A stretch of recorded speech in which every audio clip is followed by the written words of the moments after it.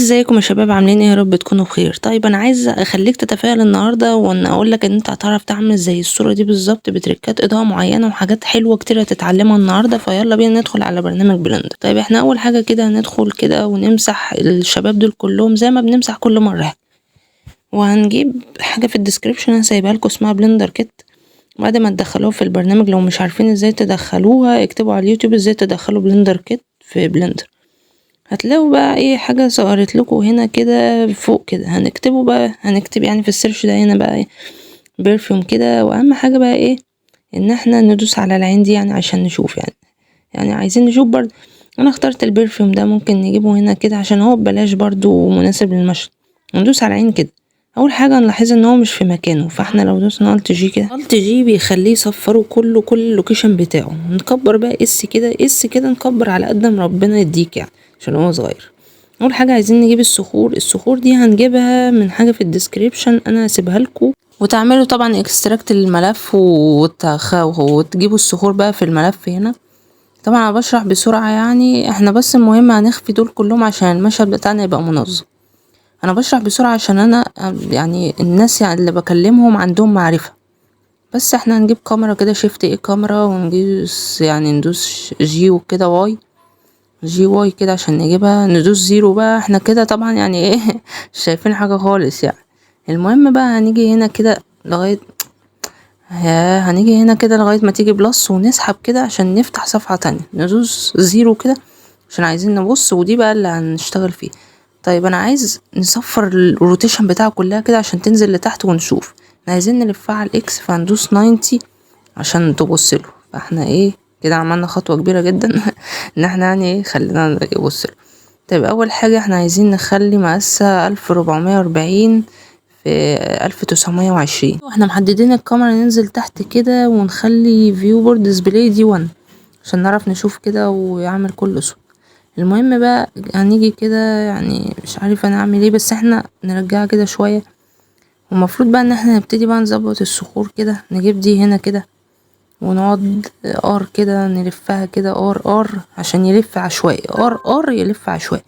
ار زد كده نجيبها هنا كده وننزلها كده تحت شويه ونعمل لها سكيل كده اس وار كده عشان نلفها يعني دي كلها بقى تكنيكس انت ممكن تقعد تعملها بقى براحتك كده، وتقعد تجيب دي بقى كده ونجيب دي بقى ونلفها هنا كده وار عشان يلف عشوائي، واس كده عشان نعمل له سكيل وار كده. يعني انت بقى تقعد تظبط كده ونرجع لورا مثلا شوية كده عشان تبقى عشوائية، ودي برضو ورا شوية برضو، ونطلع اس كده ونطلعها لفوق. يعني حاجات كلها انت تقعد تعملها بقى عشان لازم تاخد وقتك عشان تعمل المشهد حلو. طيب بقى ايه هنقعد نعدل فيهم كده حبة يعني، ونجيب الصخرة التانية ونجيبها مثلا كده دي اكس كده مش عايزينها عشان شكلها وحش، ونظهر التانية ودي برضو شكلها وحش كده. وكل اللي ملهوش لازمة وشكله وحش نمسحه، يعني نقعد نظهر كده في الطوب ونمسح الشكل اللي احنا مش عايزينه. دي مثلا عجباني فاس كده، ونجيب دي مثلا كده ايه شيفت دي كده وار مثلا عشان يعني تلف عشوائي كده، ار بتلف عشوائي. ونجيبها مثلا هنا جي فوق كده، جي عشان نحرك. ومثلا اس كده، لا كده وحش كده وحش، اس كمان نكبر بقى واس نكبر. يعني المهم انت هتقعد تعدل كثير وكثير لغاية ما يعني ممكن دي ننزلها شوية كده، ودي مثلا يعني ننزلها برضو شوية. انت تقعد تعدل كتير كده هتفضل تروح وتيجي في شغلك كده عامة يعني. ودي ار كده مثلا عشان نلفها شوية، وجي كده يعني ممكن يكون الشكل ده حلو. ودي مثلا نسلكت الكاميرا كده ونيجي في الفوكال لينس ونختار 70 ونرجعها لورا كده شوية، طبعا جي واي كده تمام كده. ودي مش هتفهمها الفوكال لينس غير لما تجيب رقم كبير. طبعا لو شلنا الغطا ده كده مش شلناه يعني اللي هو بخاخة فشفت ايه كده مش نجيب سلندر عشان هنعمله بخاخة اس كده نصغر فيه ونرفعه لفوق مثلا كده، واس كمان كده لغاية ما يوصل لشكل البخاخة الحلو جدا. ومثلا ايه ده يبقى بخاخة جميلة ايه شفتوا حاجة حلوة يعني. المهم يعني احنا مش عايزين التليفون ده بيجيب رسائل وانا بصور. المهم دي شيفت دي كده، وار اكس 90 كده، واس كده، وهتفهموا احنا هنعمل ايه. واس كمان، ولازم تبقى داخله جوه السلندر كده، واس كمان كده، واس كده يعني. سلكت البخاخه دي وموديفاير وجنريت بوليجون، ونجيب البخاخه دي ونختار السلندر ده. طبعا ده لو خفيناه اتش كده، لان ده شكل البخاخه بتاعتنا جميل جدا طبعا. المهم ده لو جينا ندوس اكس كده مش هنلاقي تأثيره باين، فلازم نعمل لده ابلاي كده، وده مثلا ايه اكس كده هيبقى تأثيره باين خلاص عشان احنا عملنا موديفاير ابلاي. نيجي ده مثلا ايه نحط له سب ديفيجن، فندوس مثلا ايه كنترول 2. كنترول 2 كده هتلاقي يعني هو المفروض ينعم بس هو ما نعمش كده. فنيجي هنا في تاب عشان ندخل جوه الايديت مود، ونيجي هنا نختار الايدجز مثلا 1 كده او 3 شيفت زد او 1 وبي عشان نختار الايدجز دول كلهم.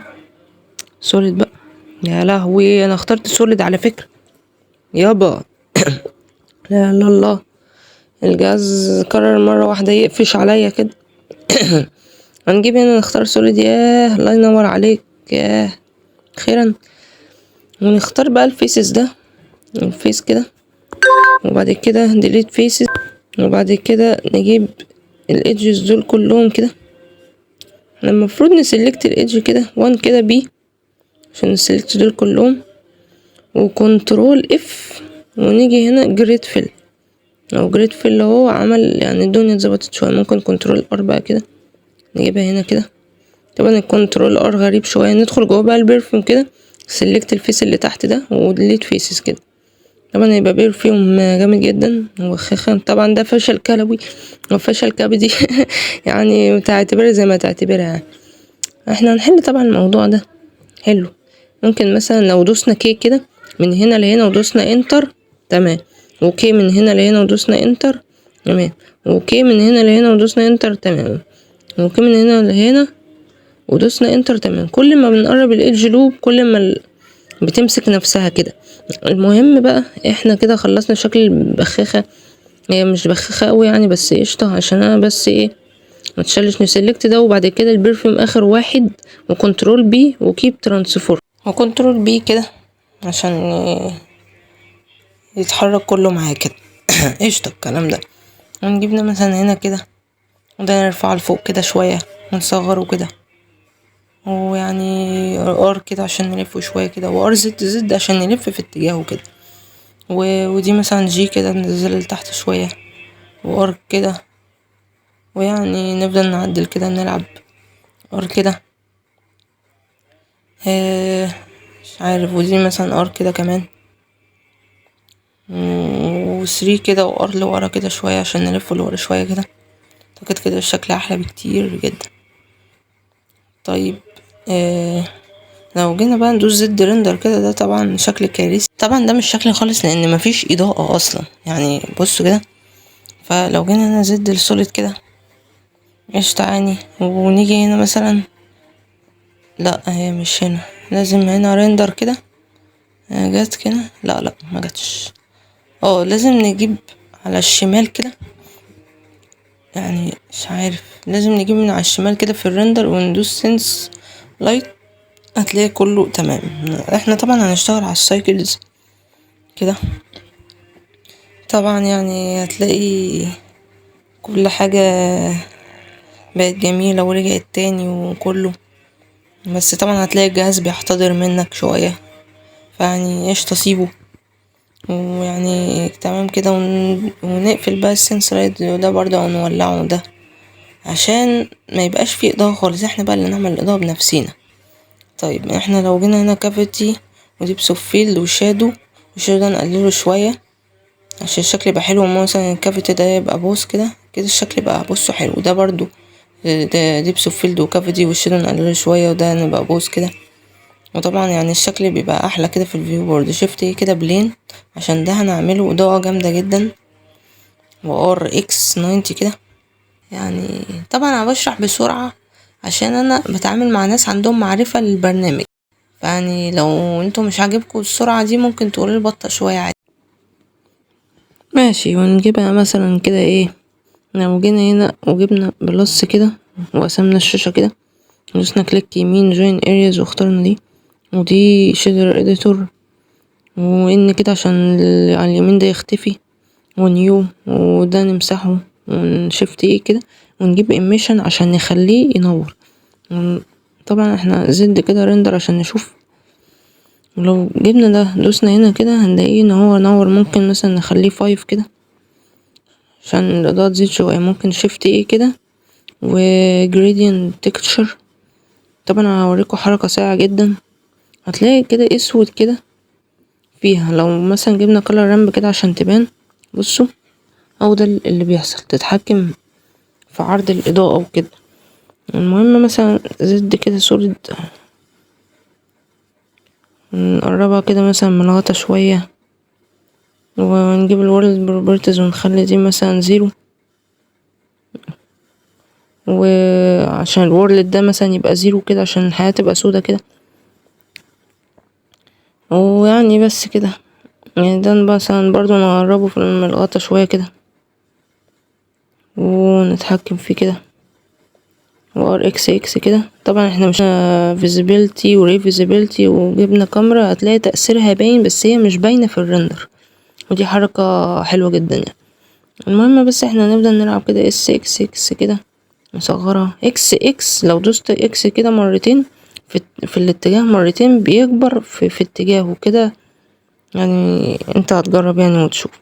مثلا ده نجيبه كده وده نجيبه كده قشطة يعني، وده نجيبه هنا كده. انت تقعد تلعب كده كتير لغاية ما توصل لشكل جامد ما وصلت زيه قبل كده يعني. المهم ار اكس اكس كده نلفه، مثلا نخلي ده رقم خزعبلي كده. يعني مش عارف ده شكل حلو ولا لأ، بس ممكن يعجبك. شفت ايه كده بلين. وهنعمل بقى الحيطة بتاعتنا جامدة جدا. وار اكس كده 90، وبعد كده جي واي كده واس كده، ويعني نرجع لورا واس، وتكبرها على قد ما ربنا يديك عشان دي هتبقى الحيطة. ونيو كده ونخلي دي رمادي شوية. طيب وهنعمل شيفت الت دي كده. لو الت دي كده واس كده وجبناه كده هنا ونخليه كده نصغره. عايزين دي تبقى اضاءة ورا البرفيوم، نخليه مثلا على قد البرفيوم بالظبط كده من ورا. مثلا اس كده نرفع لفوق واس، يعني انت هتفضل تلعب كده يعني تعالى بقى نعمل ده اضاءة كده. هيمسح البرنسبل بيز دي اف ده، نجيب شيفت ايه كده وإيميشن كده، ونجيب ده كده نوصل ده بده كده. طبعا هتلاقي ان انا مش عارف ايه اللي حصل ده، بس هتلاقي اضاءة جامدة كده ورا. والله ممكن يكون شكل حلو وانت ترندر على ده وتبقى واتساي عملت 2 ريندر كده جامد كده. المهم بس انا مش عارف اقول الاضاءة كده يعني. مش عارف، ممكن مثلا نلغي ده فيزيبيلتي كاميرا عشان ما تبانش. مش عارف الحيطة دي. ده انا عشان دوست الت دي فالماتيريال اتنقل برضو للحيطة. فانا هلغي الماتيريال بتاع الحيطة ده كده اكس كده ونيو تاني. بص هتلاقي الدنيا ظبطت. نيو ونخليه الرمادي بتاعنا الجميل جدا ده يعني. مش عارف. وده كده اس كده ممكن يعني. واحنا طبعا هنفضل نلعب كده لحد ما نوصل للشكل عليه القيمة. طيب يعني ايه، احنا دلوقتي كل حاجة تمام في المظبوط يعني. ايه تاني ممكن مثلا نحدد صخرة كده. لو حددنا صخرة هنلاقي نودز كتيرة كده عشان هي واخدة التكتشر بتاعها. احنا عايزين نغير لونها، فندوس شيفت كده هيو ساتوريشن. نجيب هيو ساتوريشن دي نحطها هنا ونخلي اول واحدة 0 وتاني واحدة 0، هتلاقيها قلبت رمادي. وتالت واحدة بقى دي نخليها 2 عشان تفتح شوية الرمادي بتاعها يفتح شوية. طبعا هتلاقيها رمادي، وده اللي انا كنت عايزة اوصله من زمان. طيب احنا بقى ممكن نجيب ده مثلا هنا. الإضاءة اللي ورا دي يعني نرجعها لورا شوية اس اكس كده ونجيبها شمال شوية كده. يعني اعتقد كده احسن بكتير جدا يعني لما انا كبرتها وجبتها على الشمال شوية كده. طيب يعني ممكن 0.5 لا وحشة، ممكن 1 كده، 1 حلو. طيب نحدد بقى البرفيوم بتاعنا اللي احنا بنحرك بيه كله وار كده لورا شوية كده. يعني كده اعتقد الشكل بقى احسن بكتير. كل ما بنلعب وبناخد وقتنا كل ما الشكل بيطلع احسن. لو جينا هنا في ريندر بروبرتيز وجينا في الكالر مانجمنت وهاي كونتراست كده هتلاقي المشهد بيقفش بتاعنا شوية كده. فيري هاي كونتراست بيقفش اكتر، الكونتراست بتاعه بيزيد. بيس كونتراست عادي، لو كونتراست ده كونتراست بيقل، بس انا هختار هاي كونتراست يعني. وميديوم برضو هاي كونتراست، بس انا هختار هاي كونتراست. وهاجي هاجي افتح ال يوز كيرفز ده، يوز كيرفز وافتح الاضاءة شوية كده. الاضاءة كل ما بتفتحها كل ما الاضاءة بتزيد. تمام. فانا لو دوست ايه بس اس واي واي كده هتلاقي الاضاءة احلى بكتير. ممكن نوطي الاضاءة شوية كمان وشفت ايه بقى كده. وبلين اكسس، بلين اكسس ده بقى عشان هعمله فوكس كده ونخليه بقى ايه لازق كده، لازق في البرف، لازق كأنه صاحبه وحبيبه ما يعرفش يتخلى عنه.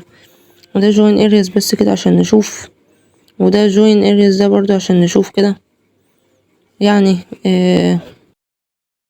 كده ماشي. احنا بقى ايه نيجي نحدد مثلا الكاميرا كده وننزل البروبرتيز بتاعتها كده كاميرا ونفعل ديبس اوف فيلد. وبعد كده هو هيقول لي تعمل فوكس على ايه، هختار له الامبتي دي البخاخه كده ونسلكت الامبتي كده. هتلاقوا مفيش فرق اوي. مثلا لو اخترنا رقم مثلا كده غريب كده 0 مثلا حاجه كده ممكن تلاقوا الافكت صعب شويه. نقلله نكتر فيه شويه، كل ما تكتر في النتيجه الفوكس ده بيقل يعني سبحان الله. فالزيرو بوينت كده مثلا ايه افضل نتيجه طلعت معايا اللي هي 0.4 هتظبط معاك الفوكس يعني. فاحنا كده وصلنا لحاجة كبيرة جدا والمشهد بتاعنا اهو. طبعا تسيبكم من الكرة الزرقاء اللي في المشهد على الشمال دي، ده الماوس بس. فممكن مثلا نحرك الام تي ده لفوق مثلا شوية عشان الفوكس يبقى برضو على الغطا معاها. طيب يعني كده تمام قشطة. ممكن مثلا نلعب في الرقم ده شوية كمان يعني عادي مفيش مشكلة. بس هو 0.4 حلو يعني. المهم ايه بقى تاني نعمله فاضل ان احنا بقى ممكن نلعب بقى كده شوية ونعدل. نيجي مثلا هنا اعدادات الريندر ونخلي دي مثلا 16 كده، يعني 128. طيب وفاضل حاجة قبل ما نرندر الصورة بتفرق جدا، ان احنا نيجي هنا ونجيب الكومبوستنج كده او الكومبوستر ونسلكت ده كنترول شيفت كليك كده بيجيب لنا حاجة اسمها فيور. نجيبه مثلا هنا كده ونجيب لينس ديستورشن هنا، نجيب ده ونحطه هنا في الكاميرا عشان نشوف الكومبوستنج هنا. ومثلا نجيب ده مثلا 0.03 مثلا كده هتلاقي مفيش تأثير قوي مثلا. ولو دوسنا تي كده هيخفلك الحاجات. لو مثلا 0.5 مثلا بص التأثير عامل ازاي. 0. مثلا 3 كده ممكن يبقى لطيف مثلا كده وحلو. فالمهم يعني انت هتقعد تجرب 0 مثلا 0.04 مثلا، وهنا 0.02 هتلاقي اللي في النص كبر 0.005. تأثير بسيط يعني بس بيدي شكل حلو في الآخر. وما تنساش هيبقى لينك الانستجرام بتاعي تحت في الديسكريبشن، تخش تتابعني وتبعتلي الصورة اللي انت عملتها وتتكلم معايا وتقولي عن المشاكل اللي واجهتك وكده يعني. وهتبسط بيك وانزل الصورة اللي انت عملتها من التوتوريال على صفحتي على الانستا وتشترك هنا في القناة وبس كده يعني. وما تنساش ان الصورة دي هنزلها قريب جدا شرح تفصيلي ليها وشرح مبسط جدا على القناة هنا. فتأكد ان انت مشترك في القناة عشان الشادو واللايت هيبقى لذيذ شوية. فيلا بينا سلام واشوفكم المرة الجاية مع الصورة اللي احنا هنعملها اللي انت شايفه قدامك دي. يلا سلام.